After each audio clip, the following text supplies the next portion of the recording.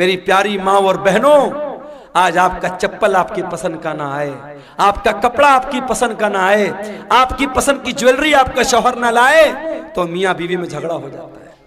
बीवी कह देती है, अरे जाइए, आपके साथ तो शादी करके मैं फंस गई, शादी करके फंस गई आपके साथ, आप तो कभी मेरी पसंद का सामान नहीं लाते हैं। आज शौहर अपना दिल और कलेजा निकाल के रख दे, तब भी बीवी खुश नहीं होने वाली। वो एक लतीफा है ना कि एक मौलवी साहब थे, बहुत अच्छी तकरीर करते थे, बहुत पब्लिक उनकी बड़ी इज्जत करती थी, बड़ा लोग एहतराम करते थे, और घर में जो उनकी घरवाली थी वो उनकी इज्जत ही नहीं करती थी, उनको मानती नहीं थी। तो एक दिन उनकी घरवाली ने कहा, अरे सुनते हो, रात मैंने ख्वाब देखा एक बुजुर्ग हवा में उड़ रहे हैं, एक बुजुर्ग को देखा मैंने कि हवा में उड़ रहे हैं। मैं तो देख के बड़ी अचंभित हो गई, हैरान हो गई।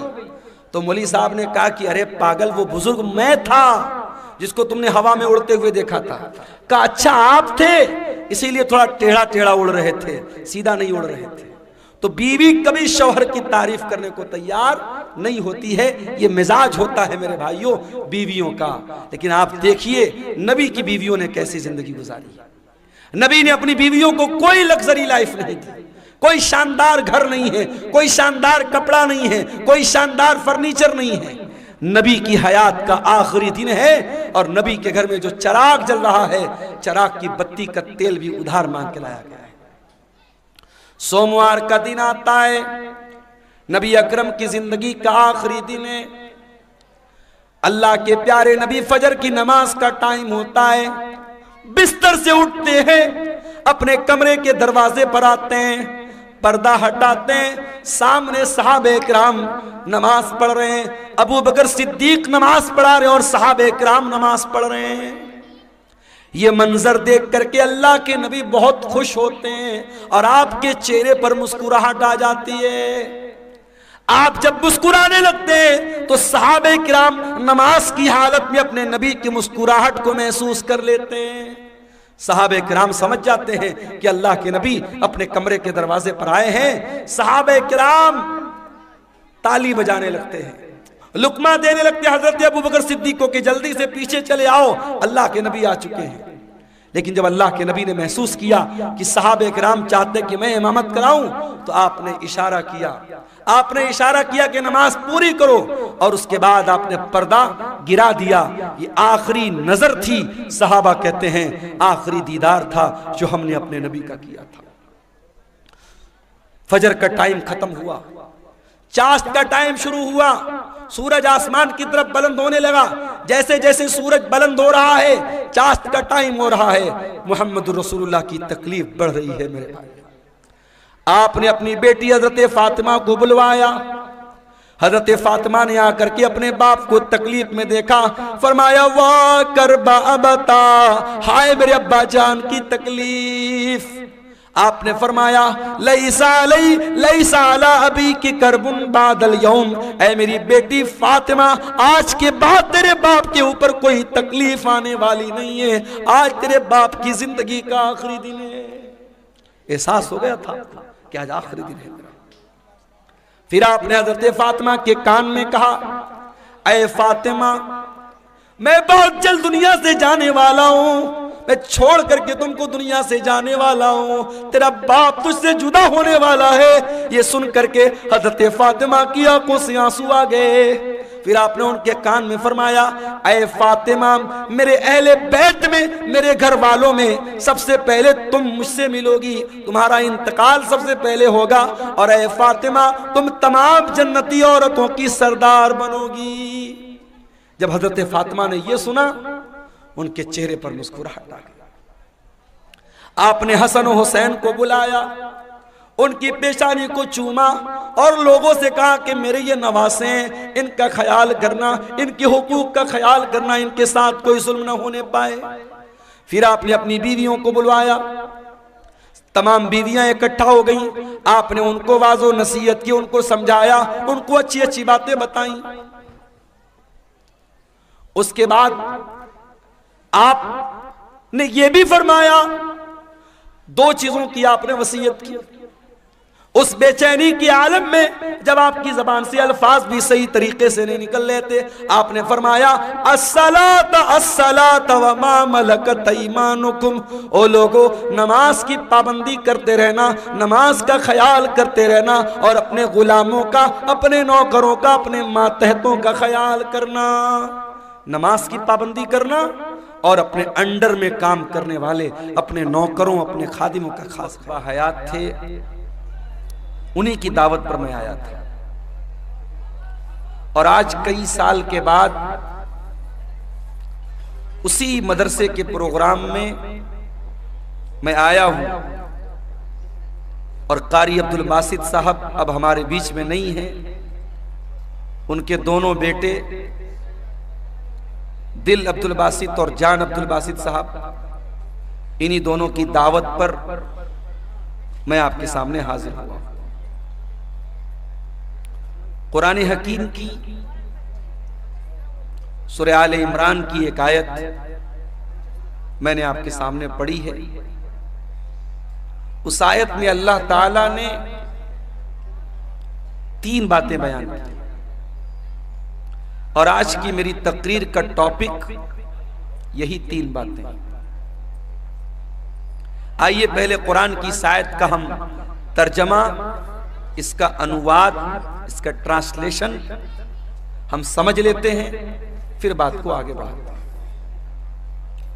कुरान करीम की सूरह आले इमरान की आयत नंबर 185, 185 नंबर की आयत। कुल्लु नफ्सिन ज़ाइक़तुल मौत,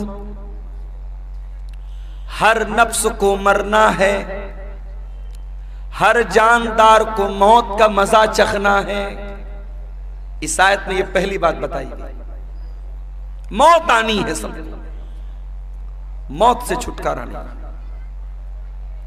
अगर मौत से किसी को छुटकारा होता तो शायद अल्लाह अपने नबियों को बचा लेता। अल्लाह के बंदों में सबसे ऊंचा मकाम अल्लाह के नबियों का है, मगर अल्लाह के नबियों को भी मौत आई। हजरत सुलेमान अलैहिस्सलातु वस्सलाम अल्लाह के ऐसे रसूल थे, ऐसे नबी थे कि अल्लाह ताला ने उनको बहुत सारी सुपर नेचुरल ताकतें दी थी। जिन्नात उनके कब्जे में थे, बड़े बड़े जिन्नात इतनी बड़ी बड़ी देगों में खाना पकाते थे, पूरा गांव खा सकता था। बड़ी बड़ी बिल्डिंग बनाते थे जिन्नात, किसी मजदूर की जरूरत नहीं, जिन्नात खड़े होकर के मजदूर इमारतें बना देते थे। हवा उनके कंट्रोल में थी, वो सुबह से शाम तक का सफर पल भर में तय कर लेते थे। इतनी बड़ी ताकत हजरत सुलेमान अलैहिस्सलाम को मिली थी। लेकिन क्या सुलेमान अलैहिस्सलाम को मौत नहीं आई? मौत आई। कैसे मौत आई? सुलेमान अलैहिस्सलाम के हुक्म से जिन्नात बैतुल मुकद्दस की तामीर कर रहे थे, बैतुल मुकद्दस की बिल्डिंग बना रहे थे, उसका स्ट्रक्चर खड़ा कर रहे थे। सुलेमान अलैहिस्सलाम उनको डायरेक्शन दे रहे थे, समझा रहे थे, उनको निर्देश दे रहे थे। सुलेमान अलैहिस्सलाम अपने असा के ऊपर, अपनी लाठी के ऊपर खड़े होकर के उनको बता रहे थे। और उसी हालत में सुलेमान अलैहिस्सलाम को मौत आ गई। अपनी लाठी पर टेक लगा के खड़े हैं, मौत आ गई। अब मौत आ गई और जिन्नात को पता भी नहीं चला कि हमारे बॉस का इंतकाल हो गया, हमारे मालिक का इंतकाल हो गया, जिसके हुक्म पर हम ये काम कर रहे थे उसका इंतकाल हो गया। जिन्नात अपने काम में लगे हुए हैं और सुलेमान अलैहिस्सलाम की डेड बॉडी उनके इंतकाल के बाद उनका जो शरीर है उसी लाठी की के सहारे खड़ा हुआ। कुरान कहता है फलम्मा क़ज़ैना अलैहिल मौता, जब हमने सुलेमान की मौत का फैसला कर दिया, मा दल्लहुम अला मौतिही इल्ला दाब्बतुल अर्दी ताकुलु मिन साता।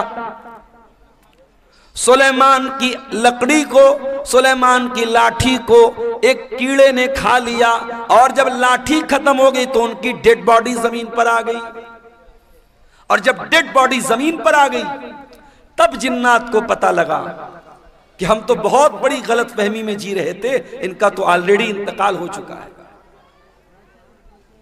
एक पैगंबर को मौत आई। कुरान कहता है कुल्लु नफ्सिन ज़ाइक़तुल मौत, हर नफ्स को मरना है।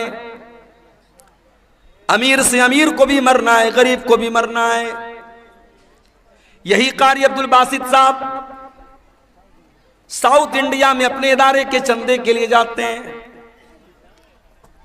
इफ्तार का टाइम है, इफ्तार का सामान लेने के लिए जाते हैं, और ट्रेन के दरवाजे पर सीढ़ी चढ़ते हुए अचानक उनका पैर फिसलता है, गिरते हैं, और वही हादसा उनकी मौत का सबब बन जाता है। मेरे प्यारे भाइयों, हम नहीं जानते मौत कब आएगी, इसलिए कि 5 चीजों की जानकारी सिर्फ अल्लाह ताला को है। सूरह लुकमान की आखिरी आयत उठाइए, इन्नल्लाह इंदहु इल्मुस्साह, अल्लाह ही को पता है कि कयामत कब आएगी। कयामत का एग्जैक्ट इल्म सिर्फ अल्लाह ताला को मालूम है।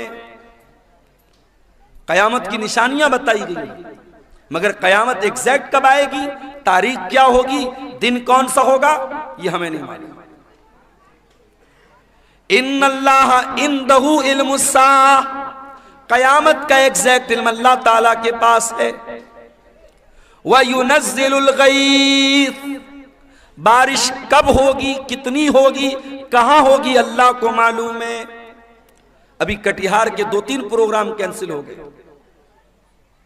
मौसम खराब हो गया, बारिश हो गई। आपके इसी इलाके में सैलाब की वजह से बहुत सारे प्रोग्राम कैंसिल हो जाते हैं। मौसम कब चेंज हो जाए, कब तूफान आ जाए, कब सैलाब आ जाए, हम नहीं जानते। वयअलमु मा फिल अरहाम, और रहमे मादर में क्या है, मां के पेट में क्या है, सिर्फ अल्लाह को मालूम है। आप कहेंगे नहीं मौलवी साहब, आज के जमाने में अल्ट्रासाउंड करा लो, मालूम हो जाता है लड़का है लड़की, ये पता चल जाता है। हालांकि सरकार की तरफ से प्रतिबंध है, गवर्नमेंट की तरफ से मना है, मगर पता लगाने वाले तब भी लगा लेते हैं। और कहीं यह पता चल गया कि मां के पेट में लड़की है और ऑलरेडी 2-3 लड़कियां हैं, तो लड़की को मां के पेट में खत्म भी करा देते हैं लोग, जिसको इंग्लिश में बोलते अबॉर्शन, गर्भपात करा देते हैं, मां के पेट में ही बच्ची को मार देते हैं।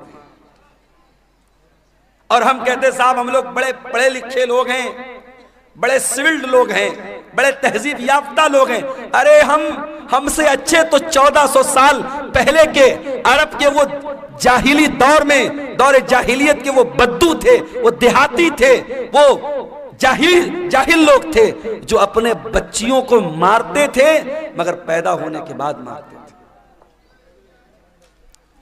बच्चियों को कत्ल करने की परंपरा, बेटियों को मारने का रिवाज 1400 साल पहले भी था। एक ऐसी सोसाइटी में जहां लड़की पैदा होने के बाद बाप बेचारा परेशान हो जाता था, क्या करूं, अगर बेटी के बारे में समाज को पता चलेगा कि मेरे घर में बेटी पैदा हुई है, समाज मुझे ताना मारेगा, तू क्यों बेटी को पाल रहा है। ऐसे भी कबीले थे, बहू लाएंगे, बीवी लाएंगे, मगर बेटी पैदा होगी उनके कबीले में बेटी को मार देते थे। बेटी का बाप बनना यह ऐब था। अल्लाह ने कुरान में उनका जिक्र किया, फरमाया वइज़ा बुश्शिरा अहदुहुम बिल उन्सा ज़ल्ल वजहुहु मुस्वद्दन व हुवा कज़ीम। बेटी के बाप को पता चलता था मेरे घर में बेटी पैदा हुई है, बाप का चेहरा काला पड़ जाता था। यतवारा मिनल कौमि मिन सूइ मा बुश्शिरा बिही, वो अपनी कौम से अपना चेहरा छुपाया करता था। वो बेचारा सोच में पड़ जाता था, अयुमसिकुहु अला हुनिन अम यदुस्सुहु फित तुराब, कि क्या करूं, अगर बेटी को पालता हूं तो समाज में अपमानित होना पड़ेगा, जलील होना पड़ेगा, और दूसरा रास्ता यह है अपनी बेटी को ले जाके जमीन में गाड़ दूं, दफन कर दूं। वो तो मिट्टी में जाकर के अपनी बेटी को दफन कर देते थे, मगर बेटी का जन्म होने के बाद ऐसा करते थे।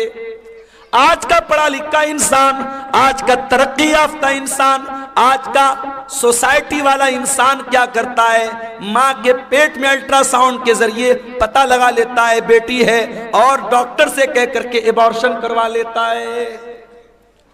कभी मौका मिले ना तो यूट्यूब पर जाकर के देख लेना कि एबॉर्शन कैसे होता है। अरे अरब के वो जाहिल लोग बेटी को जमीन में गाड़ते थे, बेटी एक बार तड़पती थी, एक बार रोती थी, उसके बाद जब उसकी जान खत्म हो जाती थी बेटी रोना बंद कर देती थी।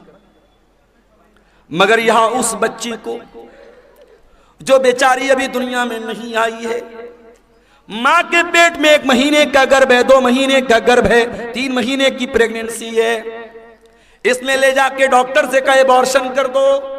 डॉक्टर ने एबॉर्शन किया और वीडियो के अंदर ये दिखाया जाता है कि मां के पेट में जब एबॉर्शन होता है उस बच्चे को टुकड़े टुकड़े करके मारा जाता है। उस बच्चे को, उस मासूम बच्ची को जो अभी मां के पेट में अभी पूरी तरीके से तैयार भी नहीं हुई है, अभी वो तैयार होने के प्रोसेस में है, उसको एबॉर्शन के जरिए टुकड़े टुकड़े करके उसकी बॉडी के, उसके शरीर के टुकड़े टुकड़े करके मार दिया जाता है।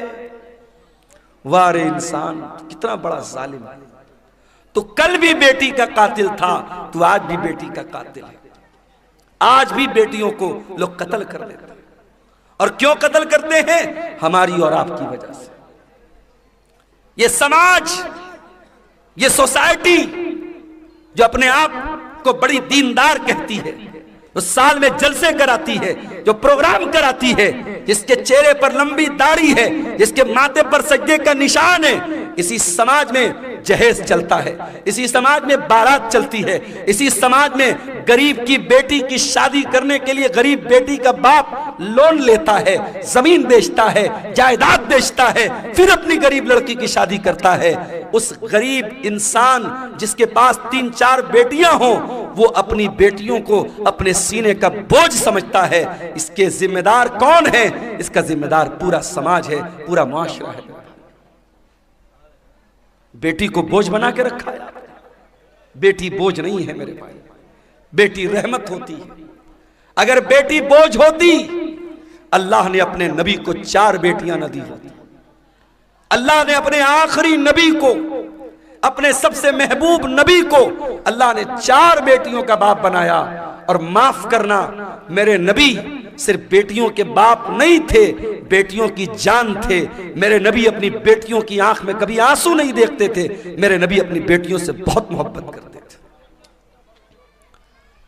अल्लाह कह रहा है वयालमु मा फिल अरहाम, मां के पेट में क्या है ये मैं ही जानता हूं, कोई नहीं जानता। अल्ट्रासाउंड के जरिए डॉक्टर ये बता देगा कि मां के पेट में होने वाले बच्चे का जेंडर क्या है, लड़का है या लड़की है।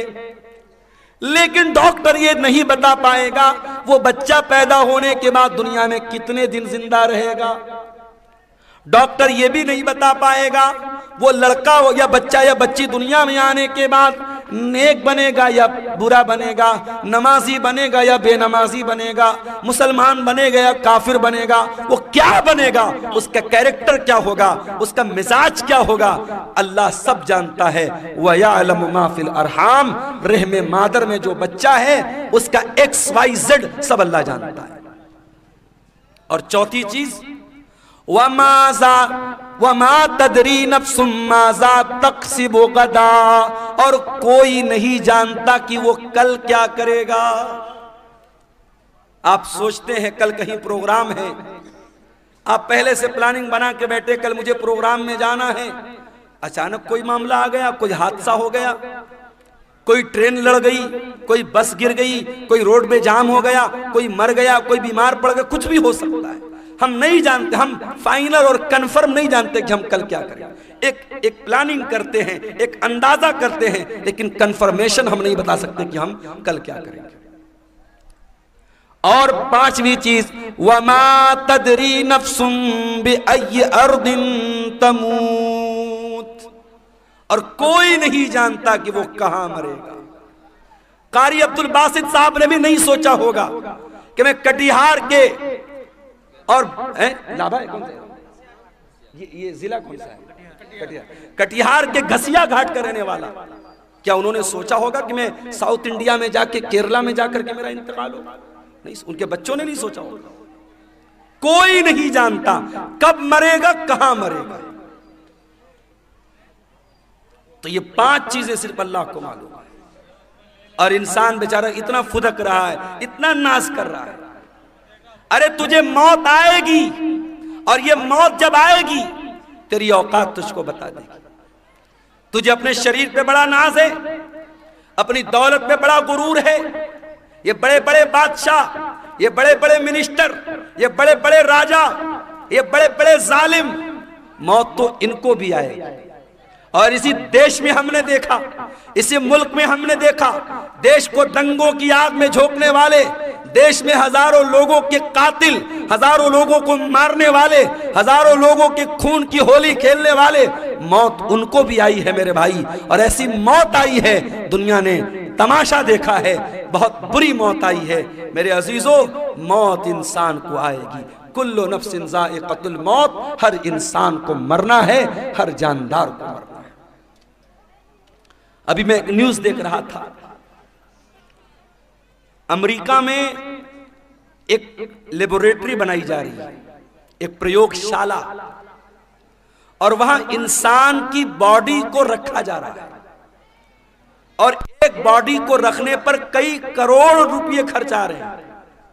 और इंसान बॉडी को रख करके क्या प्लानिंग कर रहा है, दोबारा इस मुर्दा को हम जिंदा कैसे करें, इस पर वहां रिसर्च हो रही है।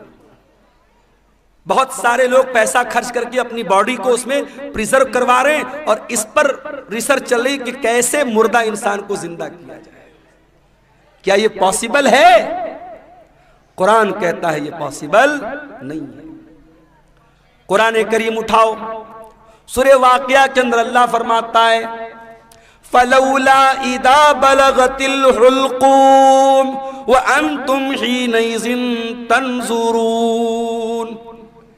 मेरे बंदो, जब तुम्हारी मौत का टाइम आएगा, जब तुम्हारी जान हलक तक पहुंच जाएगी, और तुम देखोगे मरने वाले के जो करीबी रिश्तेदार हैं वो पास में बैठे हुए, और उनके सामने इंसान को मौत आएगी।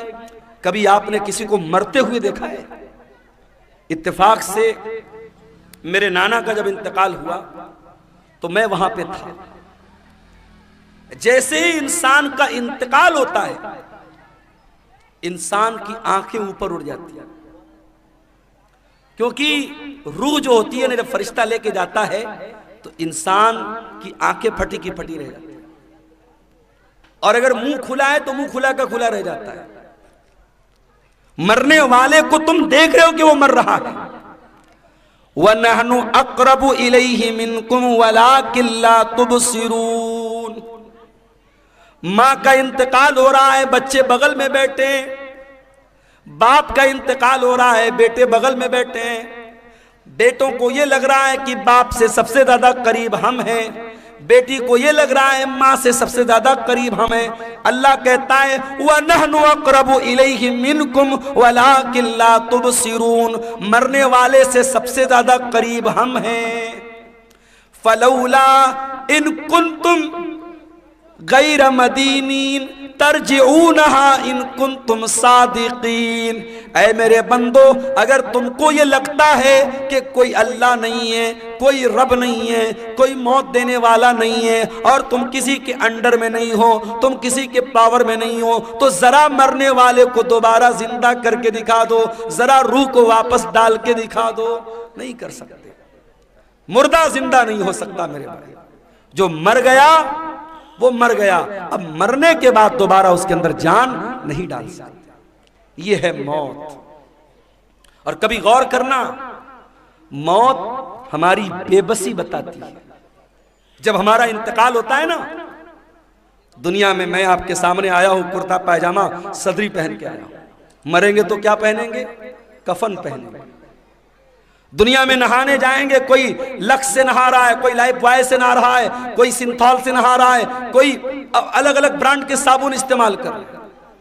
जाड़े का मौसम है, हम गर्म पानी करके नहा रहे हैं। घरों में जो पैसे वाले लोग हैं गीजर लगवाते हैं। गर्मी का मौसम है, ठंडे पानी से नहाते हैं।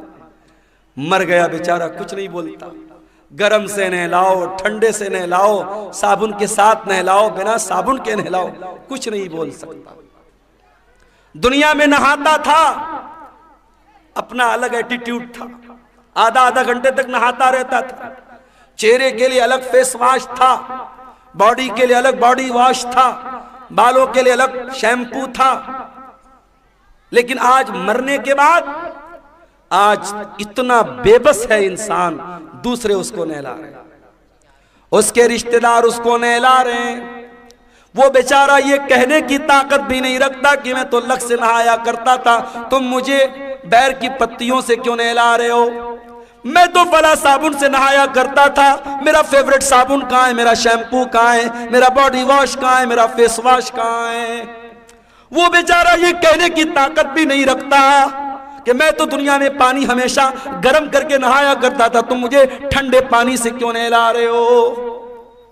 दुनिया में नहाता था, बाथरूम में पैक होकर के नहाता था, आज उसके नहलाने वाले, उसके घर वाले उसको नहला रहे हैं। उसके बदन का कपड़ा भी नहीं उतर रहा है, कैंची से उसका कुर्ता काटा जा रहा है, कैंची से उसकी बनियान को काटा जा रहा है, उसका तहबन उतारा जा रहा है, उसका अंडरवियर उतारा जा रहा है। आज उसकी शर्मगाह को दूसरे लोग खोल करके नहला रहे हैं।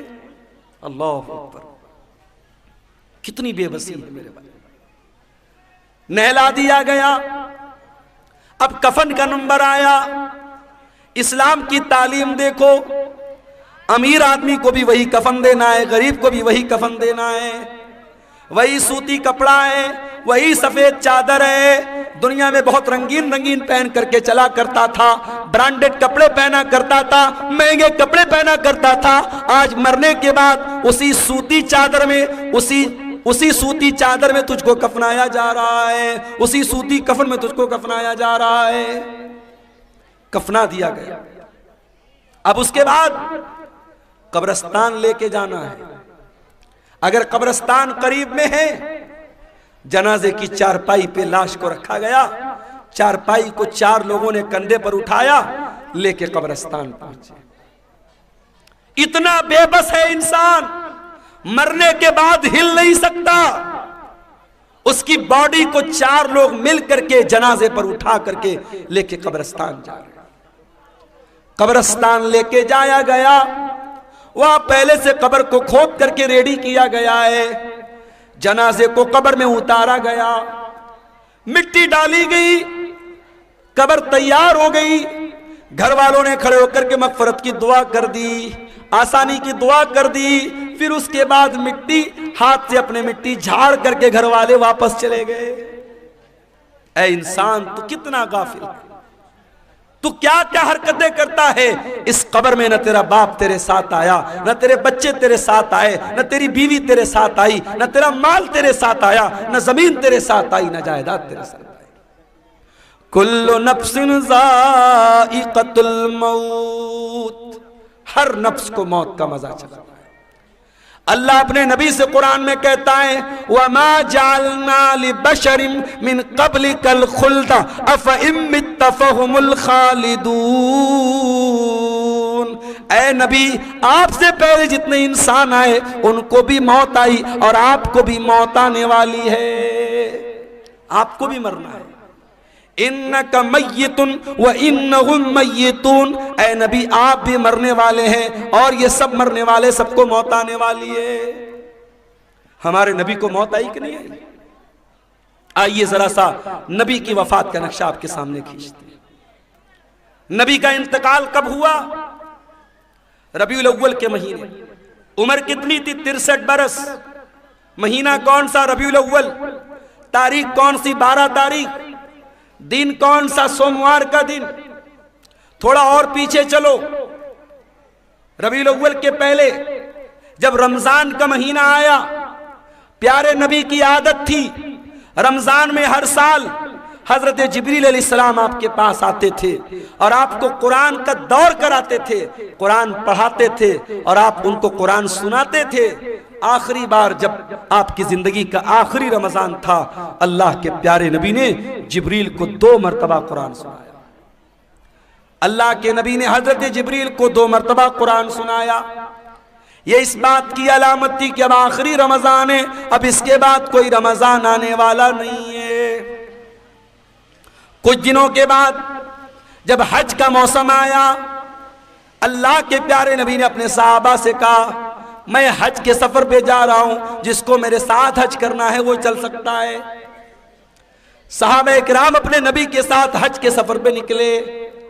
1 लाख से ज्यादा सहाबा हज के इस सफर में अपने नबी के साथ हैं और उस हज के दौरान अल्लाह के प्यारे नबी बार बार अपने सहाबा से कह रहे हैं, खुजू अन्नी मनासिककुम, खुजू अन्नी मनासिककुम। ओ लोगों, मुझसे हज का तरीका सीख लो, मुझसे हज के अरकान सीख लो। हो सकता है कि आइंदा साल तुम अपने नबी को ना पाओ, हो सकता है आइंदा साल मेरा इंतकाल हो जाए, हो सकता है आइंदा साल मैं जिंदा ना रहूं।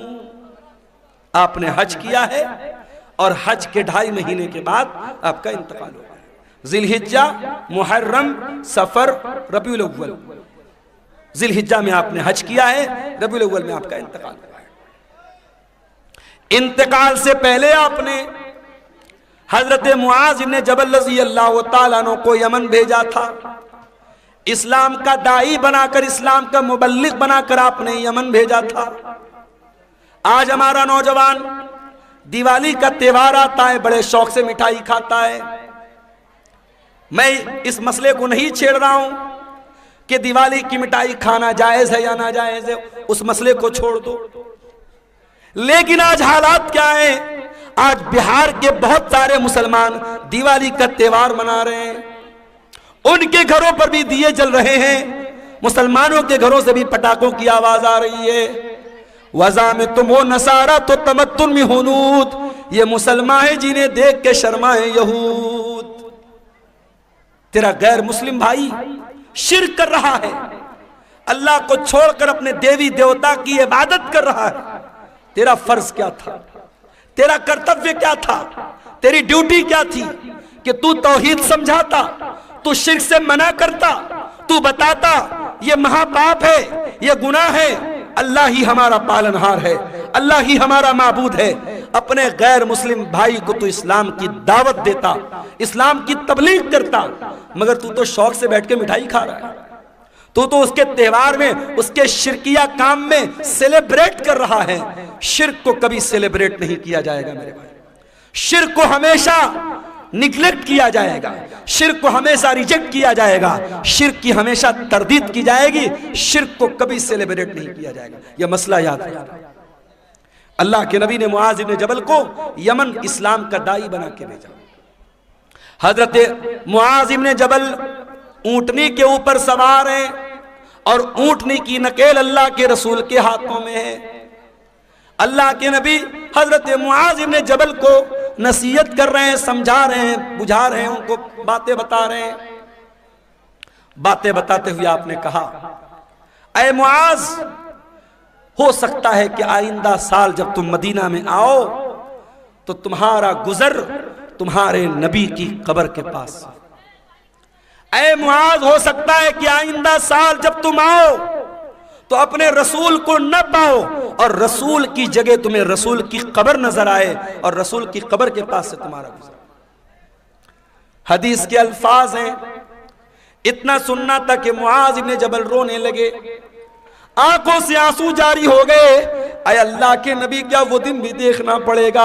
आपकी जुदाई को सहना पड़ेगा, आप भी हमको दागे मुफारकत दे के चले जाएंगे, आप भी हमें छोड़ के चले जाएंगे। ये मंजर याद करके हजरत मुआज इब्न जबल रोने लगे। जब वो रोने लगे तो अल्लाह के प्यारे नबी ने मदीना की तरफ इशारा किया, मदीना की तरफ इशारा किया और आपने फरमाया, ऐ मुआज इब्न जबल, इन्ना औलन नास बी अल मुत्तकून मन कानू वहैसु कानू। ऐ मुआज, कान खोल करके सुन लो, अगर मुझसे मोहब्बत करते हो और कयामत के दिन मेरे साथ रहना चाहते हो, मुत्तकी बन जाना, परहेजगार बन जाना, अल्लाह से डरने वाले बन जाना। जो मुत्तकी होंगे, जो परहेजगार होंगे, वो हमेशा मेरे साथ रहेंगे। ये बशारत आपने सुनाई। मेरे भाइयों, नबी को एहसास तो हो गया था कि आपका इंतकाल होने वाला है। उसके बाद जब आप मक्का फतह हो गया था, मक्का फतह होने के बाद जब कुरान की आयत उतरी, इज़ा जाअ नसरुल्लाहि वल फतहु व रअयतन नास यदखुलून फी दीनिल्लाहि अफवाजा फसब्बिह बिहम्दि रब्बिका वस्तगफिरहु इन्नहु कान तव्वाबा। जब कुरान की ये छोटी सूरत नाज़िल हुई तो नबी समझ गए कि अब जब अल्लाह का दीन मुकम्मल हो रहा है, अल्लाह का मिशन पूरा हो रहा है, इसका मतलब कि अब मेरी मौत का टाइम करीब आ रहा है। उन्हीं दिनों में अल्लाह के नबी बीमार पड़ गए। एक अंसारी साहबी के जनाजे में आप गए। ये सफर की आखिरी तारीखों में से कोई तारीख थी, गालिबन सफर की 27 तारीख थी। आप जनाजे में से वापस आने लगे, आपके सर में बहुत तेज दर्द होने लगा। आप घर आए, आपने हजरत आयशा से कहा, आयशा मेरे सर में बहुत तेज दर्द हो रहा है।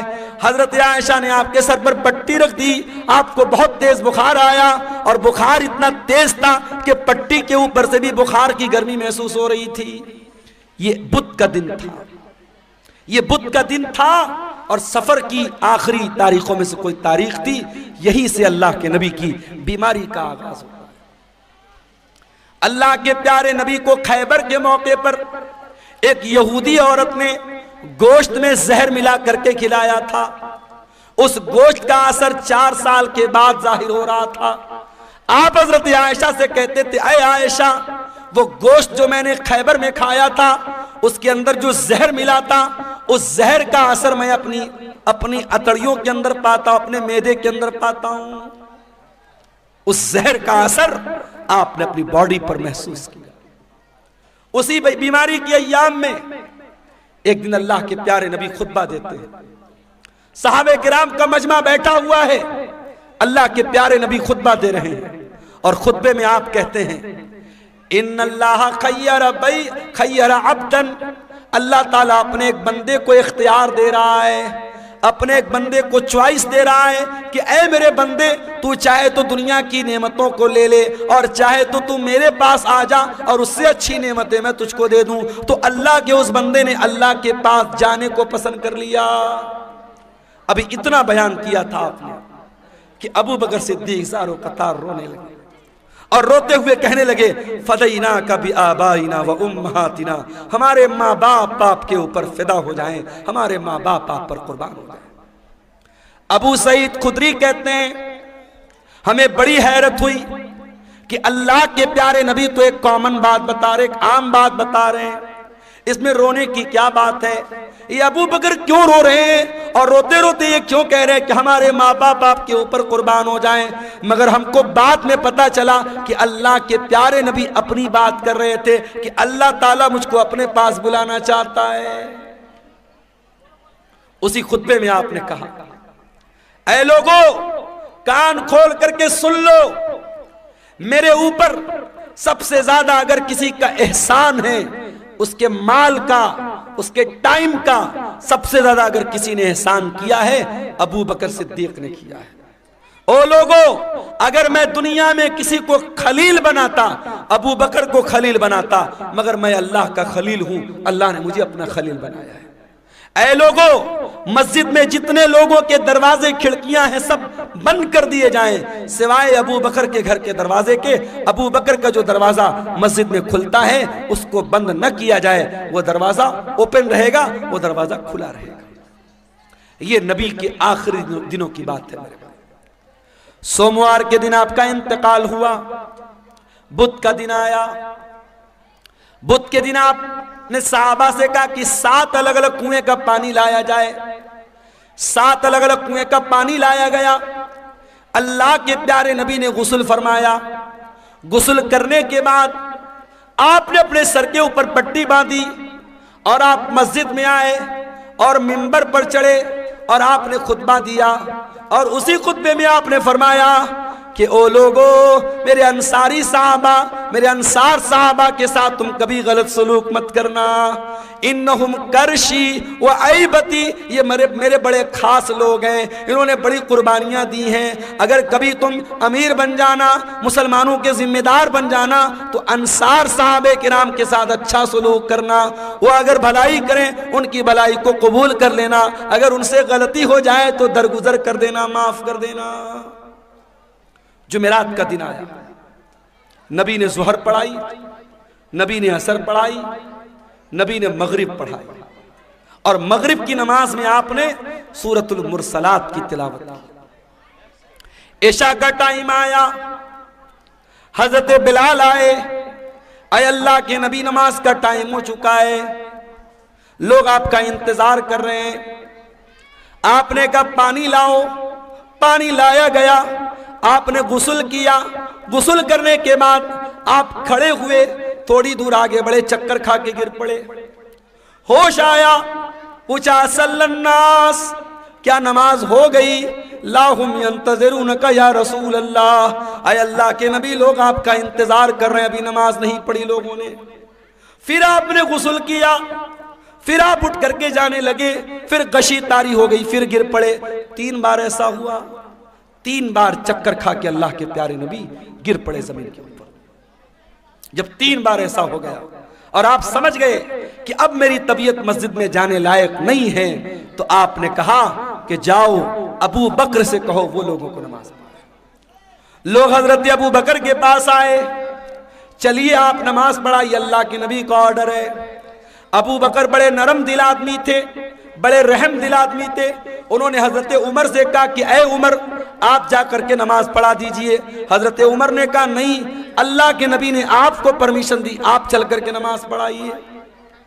17 टाइम की नमाजें नबी की जिंदगी में, नबी की आखिरी अय्याम में अबू बकर सिद्दीक ने पढ़ाई। जुमेरात के दिन की इशा की नमाज, जुमा की 5 टाइम की नमाज, शनिचर को 5 टाइम की नमाज, इतवार को 5 टाइम की नमाज, और सोमवार की फजर की नमाज, ये टोटल 17 नमाजें हजरत अबू बकर सिद्दीक ने अल्लाह के प्यारे नबी की जिंदगी में आखिरी दिनों में पढ़ाई थी।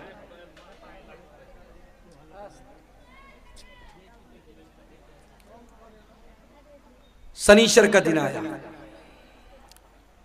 नबी की वफात के 2 दिन पहले, शनिचर का दिन।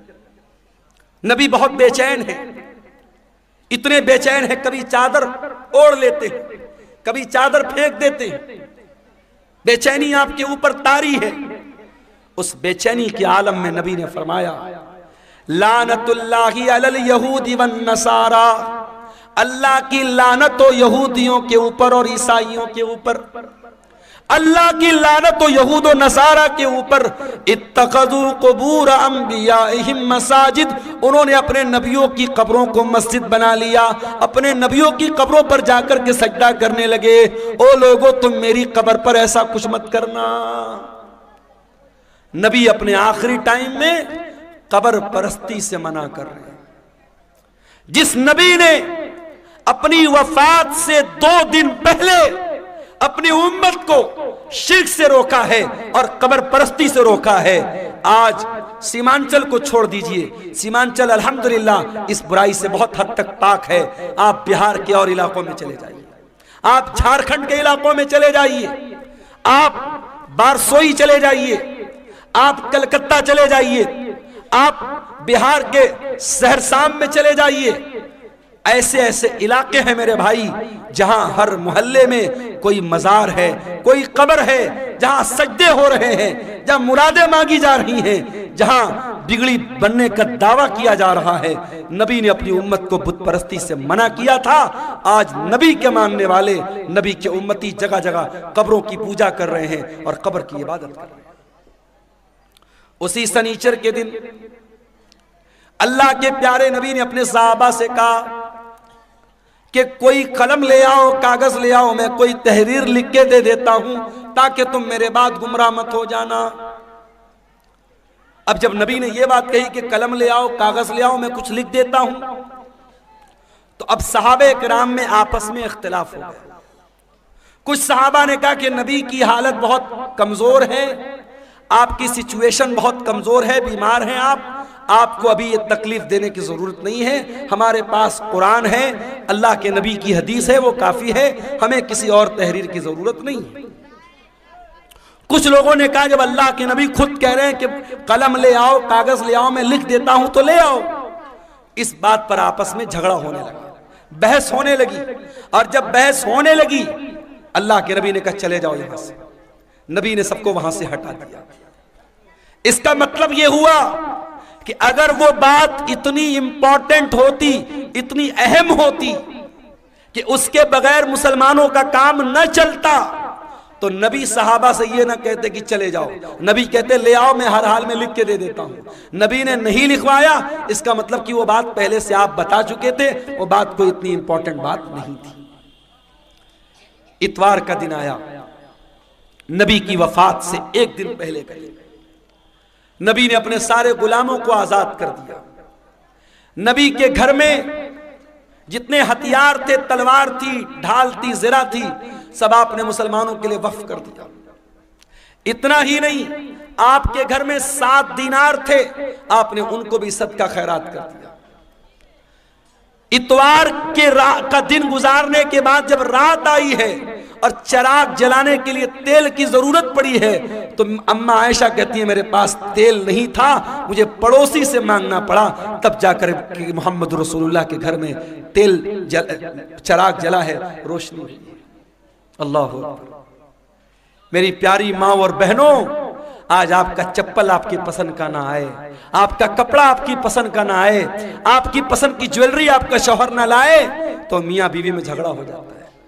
बीवी कह देती है अरे जाइए, आपके साथ तो शादी करके मैं फंस गई, शादी करके फंस गई आपके साथ, आप तो कभी मेरी पसंद का सामान नहीं लाते हैं। आज शौहर अपना दिल और कलेजा निकाल के रख दे, तब भी बीवी खुश नहीं होने वाली। वो एक लतीफा है ना कि एक मौली साहब थे, बहुत अच्छी तकरीर करते थे, बहुत पब्लिक उनकी बड़ी इज्जत करती थी, बड़ा लोग एहतराम करते थे, और घर में जो उनकी घरवाली थी वो उनकी इज्जत ही नहीं करती थी, उनको मानती नहीं थी। तो एक दिन उनकी घरवाली ने कहा अरे सुनते हो, रात मैंने ख्वाब देखा एक बुजुर्ग हवा में उड़ रहे हैं, एक बुजुर्ग को देखा मैंने कि हवा में उड़ रहे हैं। मैं तो देख के बड़ी अचंभित हो गई, हैरान हो गई। तो मौली साहब ने कहा कि अरे पागल, वो बुजुर्ग मैं था जिसको तुमने हवा में उड़ते हुए देखा था। कहा अच्छा आप थे, इसीलिए थोड़ा टेढ़ा टेढ़ा उड़ रहे थे, सीधा नहीं उड़ रहे थे। तो बीवी कभी शौहर की तारीफ करने को तैयार नहीं होती है, ये मिजाज होता है मेरे भाइयों बीवियों का। लेकिन आप देखिए नबी की बीवियों ने कैसी जिंदगी गुजारी। नबी ने अपनी बीवियों को कोई लग्जरी लाइफ नहीं दी, कोई शानदार घर नहीं है, कोई शानदार कपड़ा नहीं है, कोई शानदार फर्नीचर नहीं है। नबी की हयात का आखिरी दिन है और नबी के घर में जो चिराग जल रहा है, चिराग की बत्ती का तेल भी उधार मांग के लाया गया है। सोमवार का दिन आता है, नबी अकरम की जिंदगी का आखिरी दिन है। अल्लाह के प्यारे नबी फजर की नमाज का टाइम होता है, बिस्तर से उठते हैं, अपने कमरे के दरवाजे पर आते हैं, पर्दा हटाते हैं, सामने सहाबे किराम नमाज पढ़ रहे हैं, अबू बकर सिद्दीक नमाज पढ़ा रहे हैं और सहाबे किराम नमाज पढ़ रहे हैं। ये मंजर देख करके अल्लाह के नबी बहुत खुश होते हैं और आपके चेहरे पर मुस्कुराहट आ जाती है। आप जब मुस्कुराने लगते हैं तो सहाबे किराम नमाज की हालत में अपने नबी की मुस्कुराहट को महसूस कर लेते हैं। सहाबे किराम समझ जाते हैं कि अल्लाह के नबी अपने कमरे के दरवाजे पर आए हैं। सहाबे किराम ताली बजाने लगते हैं, लुकमा देने लगते हैं हजरत अबू बकर सिद्दीक को कि जल्दी से पीछे चले आओ, अल्लाह के नबी आ चुके हैं। लेकिन जब अल्लाह के नबी ने महसूस किया कि सहाबे किराम चाहते कि मैं इमामत कराऊं, तो आपने इशारा किया कि नमाज पूरी करो, और उसके बाद आपने पर्दा गिरा दिया। ये आखिरी नजर थी, सहाबा कहते हैं आखिरी दीदार था जो हमने अपने नबी का किया था। फजर का टाइम खत्म हुआ, चाश्त का टाइम शुरू हुआ, सूरज आसमान की तरफ बुलंद होने लगा। जैसे जैसे सूरज बुलंद हो रहा है, चाश्त का टाइम हो रहा है, मोहम्मद रसूलुल्लाह की तकलीफ बढ़ रही है मेरे भाई। आपने अपनी बेटी हजरत फातिमा को बुलवाया, हजरत फातिमा ने आकर के अपने बाप को तकलीफ में देखा, फरमाया वाह करबा अबता, हाय मेरे अब्बा जान की तकलीफ। आपने फरमाया लईसा अला अबी की करबुन बादल यौम, ऐ मेरी बेटी फातिमा आज के बाद तेरे बाप के ऊपर कोई तकलीफ आने वाली नहीं है, आज तेरे बाप की जिंदगी का आखिरी दिन है। एहसास हो गया था कि आज आखिरी दिन है। फिर आपने हजरत फातिमा के कान में कहा, ऐ फातिमा मैं बहुत जल्द दुनिया से जाने वाला हूं, मैं छोड़ करके तुमको दुनिया से जाने वाला हूं, तेरा बाप तुझसे जुदा होने वाला है। ये सुन करके हजरत फातिमा की आंखों से आंसू आ गए। फिर आपने उनके कान में फरमाया, ऐ फातिमा मेरे अहले बैत में, मेरे घर वालों में सबसे पहले तुम मुझसे मिलोगी, तुम्हारा इंतकाल सबसे पहले होगा, और ऐ फातिमा तुम तमाम जन्नती औरतों की सरदार बनोगी। जब हजरत फातिमा ने यह सुना, उनके चेहरे पर मुस्कुराहट आ गई। आपने हसन और हुसैन को बुलाया, उनकी पेशानी को चूमा और लोगों से कहा कि मेरे ये नवासे हैं, इनका ख्याल करना, इनके हुकूक का ख्याल करना, इनके साथ कोई जुल्म न होने पाए। फिर आपने अपनी बीवियों को बुलवाया, तमाम बीवियां इकट्ठा हो गईं। आपने उनको वाजो नसीहत की, उनको समझाया, उनको अच्छी अच्छी बातें बताई। उसके बाद आपने ये भी फरमाया, दो चीजों की आपने वसीयत की। उस बेचैनी के आलम में जब आपकी जबान से अल्फाज भी सही तरीके से नहीं निकल लेते, आपने फरमाया अस्सलात अस्सलात व मा मलकत ईमानुकुम, ओ लोगो नमाज की पाबंदी करते रहना, नमाज का ख्याल करते रहना, और अपने गुलामों का, अपने नौकरों का, अपने मातहतों का ख्याल करना। नमाज की पाबंदी करना और अपने अंडर में काम करने वाले अपने नौकरों, अपने खादिमों का खास ख्याल रखना। हजरत अब्दुर्रहमान इब्न अबू बकर मिसवाक लेकर के आए, नबी की नजर मिसवाक पर पड़ गई। आपने हजरत आयशा को इशारा किया कि मैं भी मिसवाक करना चाहता हूं। हजरत आयशा ने अपने भाई से मिसवाक ली और मिसवाक को अपने दांतों से नरम किया और वो मिसवाक अल्लाह के नबी को दे दी। अल्लाह के प्यारे नबी ने अपनी वफात से कुछ देर पहले मिसवाक किया। उलमा कहते हैं अगर किसी को अंदाजा हो जाए कि मेरा इंतकाल होने वाला है, मेरी मौत होने वाली है, आखिरी टाइम में मिसवाक करना भी अल्लाह के नबी की सुन्नत है। उसके बाद आपने वहीं पर एक प्याले में पानी रखा हुआ था। आपको अपने ऊपर मौत की सख्तियां महसूस हुई। क्या बात है, क्यों उठ रहे हैं आप? हैं? बारिश हो रही है?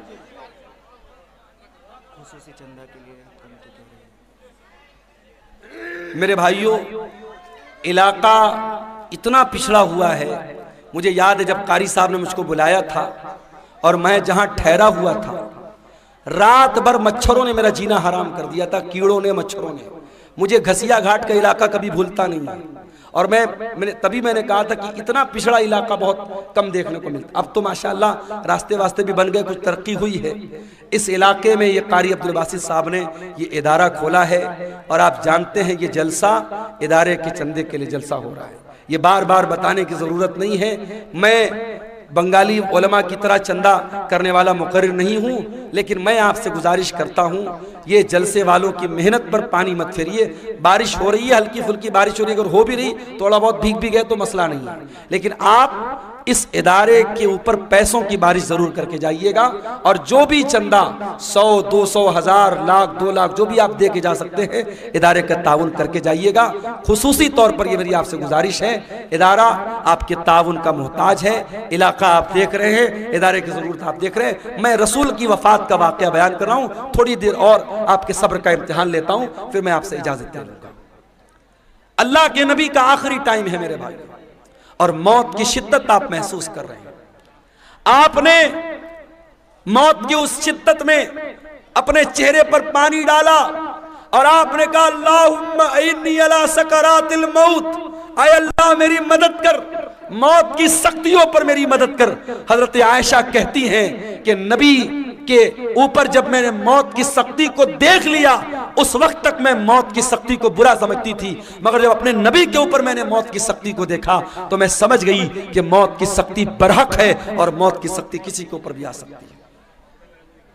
फिर आपने आसमान की तरफ हाथ उठाया, आपने फरमाया मार रफीक़िल आला, आय अल्लाह मुझे सबसे बेहतरीन लोगों की सोबत अता फरमा, माअल्लज़ीना अनअमता अलैहिम मिनन नबिय्यीना वस्सिद्दीक़ीना वश्शुहदाई वस्सालिहीन। आय अल्लाह अपने नबियों के साथ मुझे उठाना, अपने सिद्दीक़ीन के साथ मुझे उठाना, अपने नेक बंदों के साथ उठाना। इतना कहने के क्या कीड़े मकोड़े भी जो है ना, अपने नबियों के साथ है अल्लाह ताला मुझको उठाना। और यही पढ़ते हुए अल्लाह के नबी ने अपने हाथ उठाए और आपके हाथ जमीन पर गिर गए और आपकी रूह आपके बदन से निकल गई और अल्लाह के आखिरी नबी भी अल्लाह को प्यारे हो गए। इन्ना लिल्लाहि व इन्ना इलैहि राजिऊन। यह मंजर था अल्लाह के नबी की वफात का। और जब आपकी वफात हो गई, सहाबे किराम पर जो बीती थी मेरे भाइयों, वो बयान के बाहर थी। हज़रत फातिमा ने कहा या अबता मन जन्नतुल फिरदौसी मावा, या अबता इला जिब्रील नना। ऐ मेरे अब्बा जान, हम आपकी मौत की खबर जिब्रील अमीन को दे रहे हैं। ऐ अब्बा जान, आपका ठिकाना जन्नतुल फिरदौस है। या बता अजाब रब्बन दा, ऐ अब्बा जान आपने अपने रब की दावत को कबूल कर लिया, अपने रब के पास चले गए। ये नबी की वफात का मंजर था मेरे भाई। नबी के इंतकाल के बाद आपकी जनाजे की नमाज भी हुई, मगर किसी एक इमाम की इक्तदा में नहीं हुई। लोग आते गए, पढ़ते चले गए। पहले मर्दों ने पढ़ी, फिर औरतों ने पढ़ी, फिर बच्चों ने पढ़ी। एक एक करके, दो दो करके, तीन तीन करके लोग आते थे, पढ़ते थे, चले जाते थे। किसी इमाम के पीछे आपकी जनाजे की नमाज नहीं हुई। और जब नबी को दफनाया गया तो हजरत फातिमा ने कहा था हजरत अनस से, अताबत अनफुसकुम अन तहसू अला रसूलिल्लाह सल्लल्लाहु अलैहि वसल्लम तुराब। ऐ अनस, तुम्हारे दिल ने गवारा कैसे किया कि तुमने नबी के ऊपर मिट्टी डाली थी। नबी के ऊपर मिट्टी डालना और नबी को मिट्टी में उतारना, कब्र में उतारना, कैसे तुमने गवारा कर लिया। मगर मेरे भाइयों, ये अल्लाह का कानून था, ये अल्लाह का दस्तूर था, ये अल्लाह का हुक्म था और सहाबे किराम ने इस पर अमल किया और प्यारे नबी को भी कब्र में उतारा गया और आपको भी कब्र में दफनाया गया। तो मौत तो सबको आनी है मेरे भाई। कुल्लु नफ्सिन ज़ाइक़तुल मौत, सूरह आले इमरान की आयत नंबर 185 में पहली बात अल्लाह ने यही बयान की। उसके बाद फरमाया व इन्नमा तुवफ़्फ़ौना उजूरकुम यौमल क़ियामा। और ऐ मेरे बंदो, मरने के बाद जब तुम अल्लाह के पास जाओगे तो क़यामत के दिन तुम्हारे अमल का पूरा पूरा बदला तुम्हें दिया जाएगा। दुनिया में जो अच्छा अमल किया, जो बुरा अमल किया, जो नेकी किया, जो गुनाह किया, सबका बदला अल्लाह ताला क़यामत के दिन तुमको देगा। दुनिया में नेकी का फल मिल भी सकता है, नहीं भी मिल सकता है। गुनाह की सजा मिल भी सकती है, नहीं भी मिल सकती है। मगर नेकी और गुनाह की असल जो उसकी जजा है, जो सजा है, वो आखिरत में मिलेगी। दुनिया दारुल अमल है, आखिरत दारुल जजा है। यहां अमल करोगे, यहां बदला मिल भी सकता है, नहीं भी मिल सकता है, लेकिन वहां बदला मिलेगा। वइन्नमा तुवफ़्फ़ौना उजूरकुम यौमल क़ियामा, तुम्हारे अमल का पूरा पूरा बदला तुमको क़यामत के दिन दिया जाएगा। ये दूसरी बात अल्लाह ने बयान की। और तीसरी बात, फमन ज़ुज़िया अनिन नारि व उदखिलल जन्नह, जिसको क़यामत के दिन अल्लाह ताला जहन्नम की आग से बचा लेगा और जन्नत में दाखिल कर लेगा, वही कामयाब होने वाला है। दुनिया में कितनी दौलत थी, कितना पैसा था, कितना नाम कमाया था, कितना स्मार्ट था, कितना हैंडसम था, उसकी बीवी कैसी होती, उसके बच्चे कैसे थे, ये हमारी नजर में कामयाबी हो सकती है, मगर अल्लाह की नजर में कामयाबी क्या है? फरमाया फमन ज़ुज़िया अनिन नार, क़यामत के दिन जिसके बारे में अल्लाह की अदालत में यह फैसला हो जाए कि इसको जहन्नम में नहीं डालना है, इसको जन्नत में डालना है, वही कामयाब होने वाला है। मेरे भाई, दुनिया में कोई IAS का एग्जाम पास कर ले, कोई आईपीएस का एग्जाम पास कर ले, कोई पुलिस की भर्ती का एग्जाम पास कर ले, कोई टीचिंग के एग्जाम में पास हो जाए, अखबार में नाम आता है, घर वाले मिठाई बांटते हैं, मेरे बेटे ने नीट पास कर लिया, मेरा बेटा आईएएस के एग्जाम में पास हो गया, मेरी बेटी ने मेडिकल का एग्जाम पास कर लिया। जरा सोचो कितनी खुशी का लम्हा होगा जब कयामत के दिन अल्लाह की अदालत में यह फैसला होगा, मेरा ये बंदा पास हो गया, ये मेरा बंदा पास हो गया, इसको जन्नत में लेके जाओ। और उस इंसान के लिए कितना अफसोस का मकाम होगा जिसके बारे में यह फैसला होगा कि उसके बारे में अल्लाह कहेगा इसको जहन्नम में लेके जाओ। मेरे अजीजों, कामयाबी ये है, इस कामयाबी को हासिल करना है, इसके लिए हमें मेहनत करना है। जहन्नम से हम कैसे बच जाएं और अपने परिवार को हम कैसे बचा लें, इस पर हम मेहनत करें, इस पर हम काम करें, ये करने का काम है। इसीलिए अल्लाह कुरान में कहता है कू अनफुसकुम व अहलीकुम नारा, ऐ ईमान वालो अपने आप को और अपने घर वालों को जहन्नम की आग से बचाओ। दुनिया की आग से बचा लिया तो कौन सा कमाल किया। दुनिया की आग में इंसान एक बार जलेगा, जल के खत्म हो जाएगा, मगर कयामत के दिन की जो जहन्नम की गर्मी होगी मेरे भाइयों, वो बार बार जहन्नम की आग में इंसान को जलाया जाएगा, तड़पाया जाएगा। जहन्नम का अजाब सहन नहीं कर सकते हम, बर्दाश्त नहीं कर सकते हम। जब बर्दाश्त नहीं कर सकते तो कुरान कहता है जहन्नम की आग से अपने आप को बचाने की तैयारी करें। और चौथी बात जो इस आयत में अल्लाह ने बयान की, फरमाया वमल हयातुद दुनिया इल्ला मताउल गुरूर, दुनिया की जिंदगी तो धोखे का सामान है। जिस दुनिया के चक्कर में पड़कर तुम अल्लाह को भूल के बैठे हो, जन्नत को भूल के बैठे हो, रसूल को भूल के बैठे हो, आखिरत को भूल के बैठे हो, ये दुनिया तो धोखे का सामान है। दुनिया तो धोखे का सामान है मेरे भाई। दुनिया ने आज तक किसी के साथ वफा नहीं की। बड़े बड़े राजा आए, महाराजा आए, अपने महल में सोने चांदी के बर्तन में खाते थे, आज कब्र के नीचे दफन हैं, उनके महल खंडर बन गए, उनका नामो निशान दुनिया से मिट गया। ये दुनिया बेवफा है, बेवफा थी और बेवफा रहेगी। दुनिया से इश्क मत करो मेरे भाई, दुनिया से इश्क मत करो। दुनिया गद्दार है, दुनिया बेवफा है। दुनिया की हैसियत क्या है? हारून रशीद बहुत बड़ा खलीफा है, अपने दौर के बहुत बड़े आलिम अल्लामा इब्न सम्माक के पास आता है और कहता है इमाम साहब, मैं अमीरुल मोमिनीन हूँ, मैं मुसलमानों का खलीफा हूँ, मैं चाहता हूँ कुछ नसीहत कर दीजिए, कुछ समझा दीजिए, कोई कीमती बात बता दीजिए।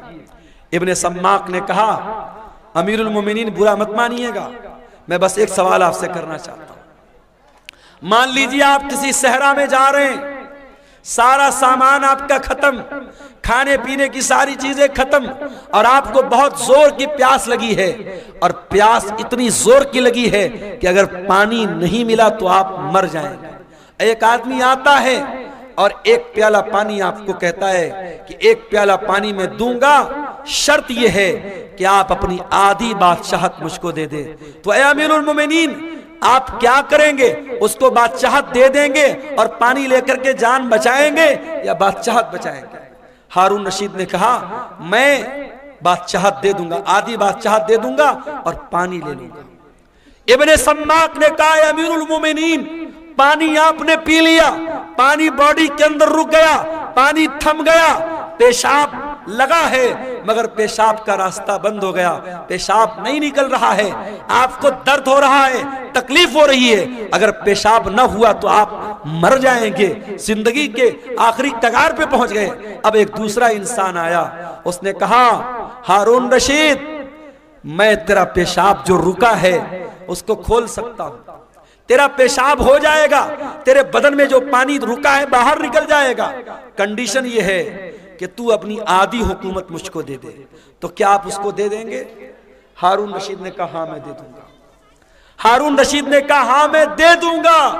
इब्ने सम्माक ने कहा अमीरुल मोमिनीन, बस यही पैगाम है, इस बादशाहत पे गुरूर मत कीजिएगा, इस सल्तनत पर धोखा मत खाइएगा। इस सल्तनत की औकात एक प्याला पानी और पेशाब के चंद कतरे हैं, इससे ज्यादा इस हुकूमत की हैसियत नहीं है, इस बादशाहत की हैसियत नहीं है। मेरे अजीजों, आज बहुत सारे लोग हमारे बीच में हैं, कल नहीं होंगे। आज अपने पैसे पर आपको गुरूर है तो कान खोल के सुन लो, आपसे ज्यादा पैसा कारून के पास था। अगर आप गांव के प्रधान हैं, आप इलाके के मिनिस्टर हैं, अपने इलाके की बड़ी हस्ती हैं और आपको बड़ा नाज है कि साहब मेरा बड़ा नाम है, मेरी बड़ी शान और शौकत है, आपसे ज्यादा शान और शौकत फिरौन की थी। आपसे बड़ी बादशाहत नमरूद के पास थी, न नमरूद की बादशाहत उसके काम आई, न फिरौन की सल्तनत उसके काम आई, न कारून की दौलत उसके काम आई, न कौम आद की ताकत उसके काम आई, न कौम समूद का पावर उसके काम आया। मेरे प्यारे साथियों, अगर काम आने वाली कोई चीज है, अल्लाह का दीन काम आएगा, आपके नेक अमल आपके काम आएंगे, ईमान आपके काम आएगा, आपका अकीदा आपके काम आएगा। मेरे अजीजों, सूरह आले इमरान की आयत में 4 सबक हमें मिले। पहला सबक, मरना है, कुल्लु नफ्सिन ज़ाइक़तुल मौत, हर नफ्स को मौत का मजा चखना है। ये मदरसे वाले चंदे के लिए आपसे अपील कर रहे हैं, और आप इतने भी गरीब नहीं हैं 150 आप न दे सके, मगर आज नहीं दे रहे हैं, और जब मर जाएंगे तो बेटा क्या करेगा? जिंदगी में कभी बाप की तरफ से सदका नहीं किया, कभी बाप ने खुद सदका नहीं किया, मर गया तो बेटा क्या कर रहा है? बाप की तरफ से मदरसा बनवा रहा है, बाप की तरफ से ट्यूबवेल लगवा रहा है, माँ की तरफ से मस्जिद में कुरान दे रहा है। अरे जिंदगी में माँ बाप की कदर करो और जिंदगी में सदका खैरात किया करो। अल्लाह के नबी से पूछा गया, सबसे अफजल सदका कौन सा है, सबसे बेहतरीन सदका कौन सा है? आपने फरमाया, अंत सद्दका व अंत सहीहुन शहीहुन तक्शल फक्रा व तअमलुल गिना। सबसे बेहतरीन सदका ये है, तंदुरुस्ती की हालत है, माल की मोहब्बत है, पैसा बहुत है, माल की मोहब्बत है, तंदुरुस्ती है, और डर है कि पैसा खत्म ना हो जाए और पैसा आने की उम्मीद है। ऐसी सिचुएशन में जो सदका किया जाए वो सबसे बेहतरीन सदका है। मेरे अजीजों, सदका खैरात करने के लिए, नेकी के काम में हिस्सा लेने के लिए मौत का इंतजार मत करो। मौत आएगी और पल भर में आपका फैसला कर देगी, मौत आपका काम तमाम कर देगी। इसलिए मेरे अजीजों, कुरान क्या कह रहा है? या अय्युहल्लज़ीना आमनू ला तुल्हिकुम अमवालुकुम वला औलादुकुम अन ज़िक्रिल्लाह। ऐ ईमान वालो, तुम्हारा माल और तुम्हारी औलाद तुमको अल्लाह के जिक्र से गाफिल न कर दे। माल के चक्कर में कहीं अल्लाह को भूल न जाना, औलाद के चक्कर में कहीं अल्लाह को भूल न जाना। वमन यफ़अल ज़ालिका फ़उलाइका हुमुल ख़ासिरून। और जो ऐसा करेगा बहुत नुकसान उठाएगा। वअन्फ़िक़ू मिम्मा रज़क़नाकुम मिन क़ब्लि अन यातिया अहदकुमुल मौत। और ऐ ईमान वालो, हमने जो रोजी दी है उसमें से खर्च करो इसके पहले कि मौत आ जाए। फ़यक़ूल रब्बि लौला अख़्ख़रतनी इला अजलिन क़रीबिन फ़अस्सद्दक़ व अकुन मिनस्सालिहीन। कहीं ऐसा न हो कि मौत के आने के बाद तुम कहो कि अय अल्लाह, 1 घंटे का टाइम और दे दे, 1 मिनट का टाइम और दे दे, मैं तेरी राह में सदका करना चाहता हूँ, मैं नेक बनना चाहता हूँ। वलन युअख्खिरल्लाहु नफ्सन इज़ा जाअ अजलुहा। लेकिन अल्लाह का कानून यह है, मौत आ गई तो 1 सेकंड पहले नहीं मर सकते, 1 सेकंड बाद में नहीं मर सकते। मुझे बहुत अच्छी तरीके से याद है 10 अक्टूबर 2020 की वो शाम, 10 अक्टूबर 2020 की वो रात जब मेरी माँ का इंतकाल हुआ था, और मैं बनारस के अपने घर के बहुत करीब के हॉस्पिटल में माँ को लेके जा रहा था। हार्ट अटैक आया था, शुगर की पेशेंट थी वो, और बाइक पर बिठाकर पीछे मेरा छोटा भाई बैठा था। और हॉस्पिटल के कैंपस के अंदर जैसे ही हम दाखिल हुए थे, माँ का जिस्म बेजान होके बाइक से नीचे गिरा था। और जब हम लोगों ने सारे भाई वहां पहुंच चुके थे, और जब माँ को उठा करके हम लोग आईसीयू में लेके जा रहे थे, तो नेचुरल बात होती है, मरने के बाद इंसान की बॉडी का वजन बढ़ जाता है। वजन से अंदाजा लग गया कि अब रूह निकल चुकी है, अब मौत आ चुकी है। हमारे पास करने को बातें बहुत थी, हम लोग कह सकते थे 5 मिनट पहले लाए होते, डॉक्टर ने देखा होता, ये हुआ होता, वो हुआ होता। ये सब बहाने अपनी जगह, कुरान की ये आयत अपनी जगह, वलन युअख्खिरल्लाहु नफ्सन इदा जाअ अजलुहा, मौत तो अपने वक्त पर आती है मेरे भाई।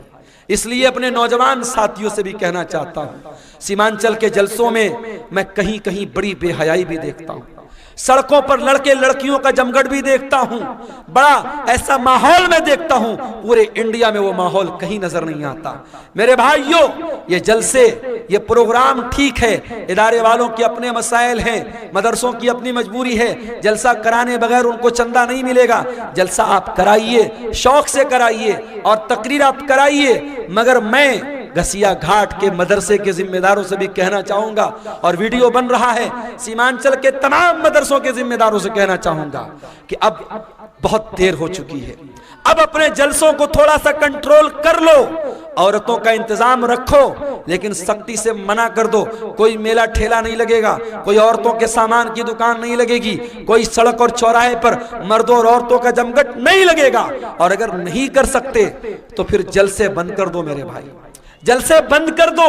ये मेले के नाम पर अगर मर्दों औरतों का जमघट होता है तो उतना बड़ा गुनाह नहीं है, उतना बड़ा गुनाह नहीं है जितना बड़ा गुनाह बड़े बड़े बैनर लगा के, बड़े बड़े फाटक लगा के, बड़े बड़े उलमा की तकरीर करा के, और सड़कों पर मर्दों औरतों का जब हम जमघट देखते हैं, जवान जवान लड़कियां जा रही हैं और जवान लड़के उनको देखकर आवाजें कस रहे हैं, इशारेबाजी कर रहे हैं, नैन मटक्का हो रहा है, ये मंजर देखकर वल्लाह दिल को तकलीफ होती है। और मैं ये सोचता हूं, 2009 से मैं सीमांचल में आ रहा हूं, 15 साल हो गए, हर साल आ रहा हूं, तकरीरें कर रहा हूं, लेकिन हालात जस के तस है, बल्कि और बुरे हो रहे हैं। हालात कब सुधरेंगे मेरे भाई?